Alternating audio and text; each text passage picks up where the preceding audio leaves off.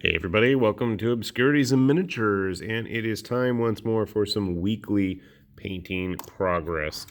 So we're going to start off with our first model here. This is Thoon, who is part of the Euripides crew for Malifaux, and he is another of the giants. And sadly, his skin came out a lot plainer on camera than I had hoped.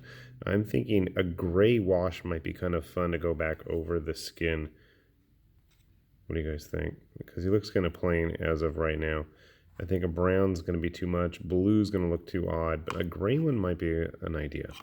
So he's just been sitting around. I needed to finish him up. He's finally done.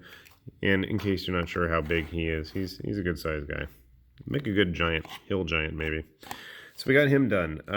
Let's see what else. We got some equally large looking lads here. So I started working my way through the Feast of Bones box, and I tried just goofing around with those contrast paints since I already have them. I don't like how he came out so splotchy, but he's an ogre, and he's supposed to look big and derpy, so it works. You'll see that they don't have red skin anymore. For once, I decided to paint them as quickly and as simply as possible. I actually have all of the ogres pretty much done who came in the box. These two were just a little bit farther on than the others, and yes, I painted their nipples because why not? So there's the first two of what, there were like 8 in the box, I think. And then we have some Blight Kings. Now I decided to go totally different with these and paint them in blacks and purples, and I actually did do a bunch of highlights and you can't even see them. I used a turquoise and it just kind of blended in, so maybe I'll go back over it.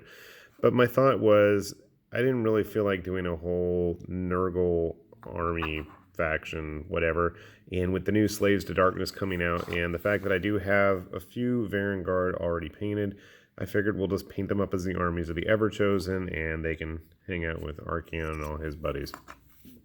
So there's the first two. Funny thing is, I've built at least 3 units of, 3 or 4 now, of Putrid Blight Kings, and not a single one of them actually matches any of the others so far. Color-wise, maybe, yeah, the first 3 were like all, in greens and very similar to my Death Guard. But in terms of parts, I still have yet to have any repeats out of 20-something Blight Kings, which I think is pretty good so far. Of course, I have had the luxury of, popping parts off of the Pusk Boil, Blight Lord, flying drone type ones and other kits as well. I think his helmet actually comes from that kit. Slowly but surely. But more interesting ones this week that we got done is Vokmortian. I think that's his name. Anyway, he is one of the new... Oh god, what are they even called? Ossiarch Bone Reapers, that's it. So we got him done. I think I need to go back and play with the candles. I'm not liking how they look. There's no real depth to the flame. I wanted to have them all spooky and spectral. Maybe I'll hit them with like a Beeltan green or some kind of a greenish ink, and then maybe do a little bit of touch-up highlighting on those candles themselves. And his robe's kind of boring and plain looking now, so I'll have to fix that up. Everybody's on 40mm basis this week. Nothing small.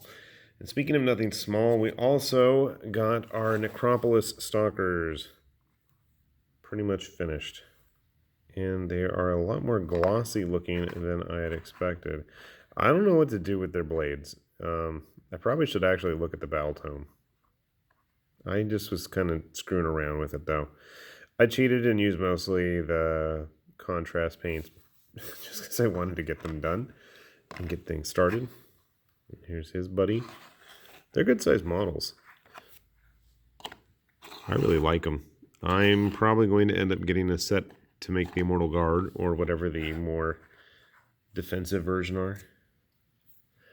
And then we have the guy with the big honking blades as well. So, funny thing was, I had a set of Morghasts that I had started actually before Feast of Bones came out. And now with those Morghasts as well, I'm actually going back and redoing everything to match up with the armor scheme that these guys have going on. I can't remember the name of the faction, but eventually I will try painting up those Petrifex elites, or whatever that with the blackish skeletons, frames, and red armor and bony heads still. But all in all, a pretty nice haul this week. I'm happy with how my Blight Kings turned out. They were a quick and easy paint job. Actually, everything this week, I tried to just maximize my time because I was busy and wanted to make sure I had some stuff done. Funny enough, I should have just about all the other Ossiarch Bone Reaper models finished. We've got the big Harvester already started. We've got almost all of the Mortec Guard just about done. They all need to get based.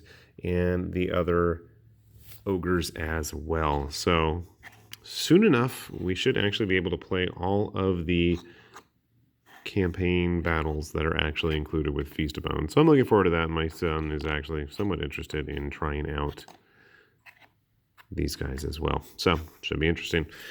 Hopefully you all are getting painted stuff out there too. So I will say my farewells, and I got to get back to work because those Bone Reapers aren't going to paint themselves.